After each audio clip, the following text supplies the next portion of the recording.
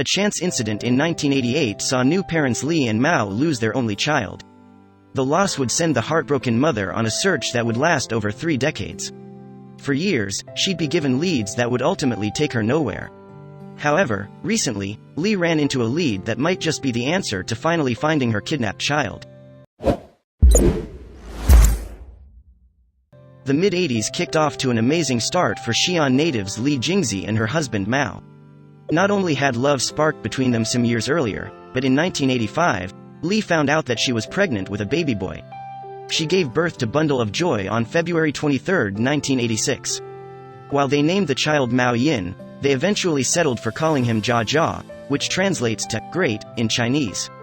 From then on, Li Jingzhi would enter the 2 best years of her life. As Mao and Li embraced parenthood, it soon became apparent to them that their Jia Jia was unlike most children. It became clear quite quickly that Jia Jia wasn't the average baby. He was charming, extremely intelligent, and had an infectious personality. Li Jingzhi recalls, Jia Jia was a very well-behaved, smart, obedient, and sensible child. He didn't like to cry. He was very lively and adorable. He was the kind of child that everyone liked when they saw him. Li recalled a particular time when she took her baby to the Xi'an zoo. He was very curious and pointed to the worm saying, "Mama, worm." And as I carried him out of the zoo, he had the worm in his hand and put it close to my face. Although Li would have spent all her time with Jia Jia, given a very controversial policy in China, she instead found herself working extra hard. With the goal of slowing down an explosion in their population, the Chinese government put into action the one-child policy in 1979. This meant that Jia Jia would be Li's sole child. There would be no brothers or sisters to keep him company. With that, Li decided that she was going to put all her efforts into raising him right. Li brought to light just how much love and care she put into the boy when she stated the following during an interview: "Every day, after leaving work I played with my child. I was very happy. He was literally the light of her world. Sadly, that light would dim far sooner than it should have." Despite wanting to spend every waking second with her beloved child, Li had a demanding job with a grain exporting company. This meant that she'd have to leave Xi'an for several days on end and visit suppliers from all around China. When Li was out on business, Jia Jia stayed at home with Mao. During an October 1988 trip, Li got a fax from her employers who demanded that she return to Xi'an immediately. As she booked it back to Xi'an on an express train, the young mother had no idea what news lay in store for her. Once back in her Xi'an office, Li's manager looked her in the face and simply uttered, "Your son is missing." Li went on to describe how she felt, "My mind went blank. I thought perhaps he had got lost. It didn't occur to me that I wouldn't be able to find him." At the time, JJ was only 2 years and 8 months old. If lost, certainly someone would pick him up and take him to the local police station. In a surreal daze, Li returned home to find out from Mao how this all had happened. When Li arrived home, her husband Mao was beyond the point of grief. Facing his wife would be no easy task, especially considering how he lost track of their beloved Jia Jia. Probably dreading Li's reaction, he explained how it happened. Mao went out to pick up his son at the local nursery. On the way home, little Jia Jia asked his father for some water, so Mao pulled over in front of a hotel. As he was preparing a cup of water for his son, he looked away briefly, and that's when his life would change forever. In the brief second it took to prepare a cup of water, Jia Jia mysteriously vanished from the scene. Mao immediately sprang into action and began looking around the hotel and in the surrounding neighborhood for his missing son. He maneuvered through Xi'an's sea of human traffic and screamed Jia Jia's name through the chatter and honking horns of the urban jungle. It soon became clear to Mao that Jia Jia had been swallowed by the hustle and bustle.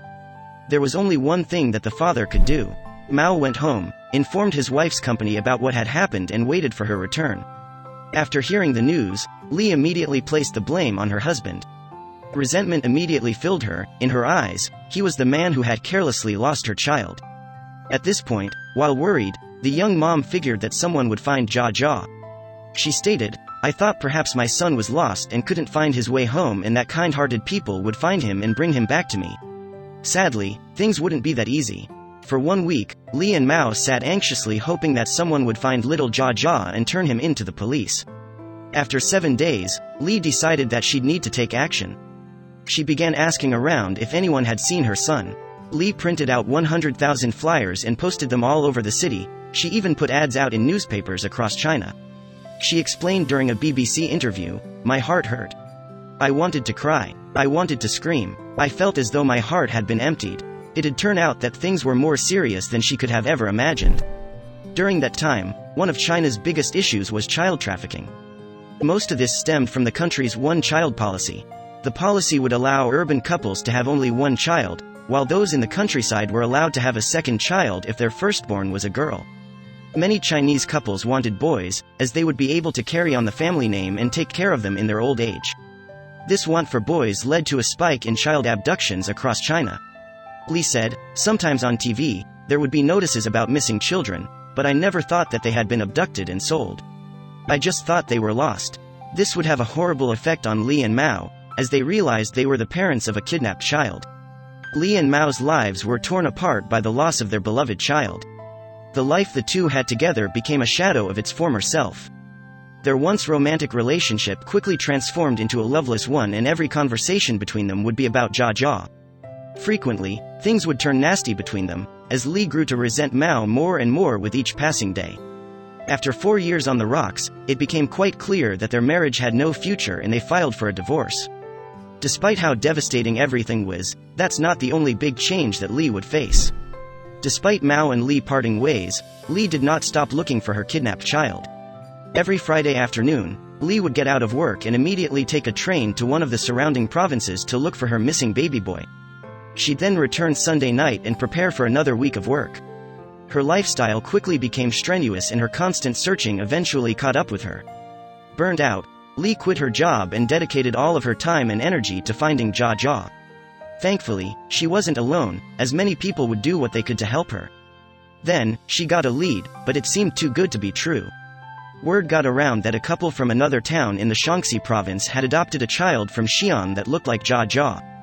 This resulted in Li embarking on an epic journey to find her kidnapped child. She went to their village and waited for the couple to come home from their jobs in the fields. When the workers returned to the village, Li was told that the couple had gone to Xi'an. With that, Li went back to Xi'an and arrived there in the early morning hours. Upon arrival, she began searching throughout the city for the apartment the couple were renting. She was in for quite the surprise when she found it. When Li arrived at their apartment complex, the landlord broke the news to her that the couple and baby had just departed to a different city. She hurried back to the train station and caught the first train out to her next destination. Sleep-deprived and exhausted, Li arrived in the late-night hours and began going from hotel to hotel with the hopes that she'd find Jia Jia in one of them. After hours of searching, Li finally found what she was looking for. She showed the receptionist a picture of her kidnapped child and he immediately recognized the baby. While the receptionist recognized the boy from the photo, he told Li that the couple had already checked out hours earlier. She took down the info the hotel had on them and rushed out. Despite not sleeping for 2 days, Li took off to the husband's family residence. Sadly, they were not there. Completely drained, Li decided to get some sleep before continuing onward. Once she regained some of her much depleted energy, she went straight to the woman's house, and when she answered the door, Li couldn't believe who she saw in the woman's arms. While similar looking, the baby in that woman's arms was not Li's kidnapped child. The journey across 3 days was all in vain. With her spirit completely broken, Li walked away. She explained her disappointment in an interview with BBC. Li said, "I thought for sure this child was Jia Jia. I was very disappointed. It had a huge impact on me. Afterwards, I kept hearing my son's voice. My mum was worried I would have a mental breakdown." Li had to make some major changes in order to cope. Li would think about Jia Jia 24/7 and even dream about him as she slept. Her life as a whole had become crippled. She knew at that point that she needed help and checked herself into a hospital. It was there that a doctor told her something that changed her life. He said, "I can treat you for your physical illnesses, but as for the illness in your heart, that's up to you." It was at that moment that Li knew she had to either learn how to control her emotions or run the risk of losing her mind and losing her chances of finding Jia Jia. This is when she did something every parent would dread. The mere sight of Jia Jia's clothes or toys would send Li into a tearful frenzy, so her sister came over and put all of Jia Jia's things into storage. Li knew that she had to do what she could to avoid getting upset. It was the only way she could be productive about the search. Li connected with other mothers who had lost their children and created a giant network across China. They began sharing thousands upon thousands of flyers and spreading them around every region of China. And luckily, the new network came with some amazing news for Li. While the network helped Li garner tons of new leads, they ultimately went nowhere. However, the work helped her find true purpose in her life. She eventually got deeper into the field and volunteered with the website Baby Come Home and was able to reunite almost 30 lost children with their families. Every time something like this happened, she'd wonder why it couldn't be her and Jia Jia. In 2015, Li's 94-year-old mother had fallen ill and was fading with each day. During their final conversations, the old woman would talk about missing Jia Jia. It was at that moment that Li promised her mother that she would find her kidnapped child. Throughout the years, Li had talked about Jia Jia on Chinese talk shows and radio programs. She hoped that eventually the exposure and her efforts would lead to a reunion with her long-lost baby boy, and on May 20, 2020, her dream came true. Xi'an's Public Security Bureau called her up and told her that Jia Jia was found. For an instant, she didn't believe them. Could it be true? However, she took a DNA test and it turned out that they were a match. After 32 years and hundreds of leads that hit dead ends, Li finally found Jia Jia. Now all they had to do was meet. The chosen day of their reunion was May 18, 2020 at Xi'an's Public Security Bureau Ceremony Hall. As you can imagine, the anticipation was immense and Li and Mao were both shaking. Li said, "Before the meeting, I had a lot of worries. Perhaps he wouldn't recognize me, or wouldn't accept me, and perhaps in his heart he had forgotten me." She further stated, "I was very afraid that when I went to embrace my son wouldn't accept my embrace." This clearly wasn't the case. As soon as Jia Jia entered the hall, he literally ran into his mother's arms. The two burst into tears, as all of China watched on their TV screens. Over the years, Li had become a household name in China and the whole country was standing behind her when she was reunited with her son. Moved to tears, Jia Jia also embraced his father who was the last man to see him. Despite the happiness between the three, there were so many questions that needed answering. For 1 month, Jia Jia stayed in Xi'an and spent half the time with his mother and half the time with his father. From there, the mystery behind his disappearance would unravel. Finally, Li and Mao would find out what really happened to little Jia Jia on that day back in October 1988. During Jia Jia's stay, Li and Mao learned that he had been abducted and sold to a couple in the Sichuan province for only 6,000 yuan. That adds up to about $840. Not knowing his name was Jia Jia, they renamed the child Ji Yu Ningning and raised him as their sole child. He was brought up in Chengdu, a city positioned 9 hours south of Xi'an. Jia Jia attended school there, got married, had his own kids and even runs his own small business now. While Li is proud that her son turned out to be a success, there is one thing that continues to trouble her. Jia Jia was only 2 years old when he was kidnapped. This means that he has no memory of the days when he lived with Mao and Li. Li has tried to help him remember by describing the life they had together back in the 1980s, but the memories just won't come. She went on to say, "This is something that makes my heart ache. After my son came back, he also wanted to find an image or memory of the life he had when he was still with me, but as of now, he still hasn't found it." Despite the joy of finally finding Jia Jia, Li carries with her one dream that she knows will never come true. While Jia Jia was visiting his mother in Xi'an, they went on a scenic mountain hike together. On the way down, she wanted to carry him, but he was much too heavy. In that moment, Li wished she could get her time back. She wanted nothing more than to return to 1988. She said, "I felt if we could start all over again from when he was a child, we could fill this 32-year gap. I said to my son, Jia Jia, can you shrink back to the way you were before?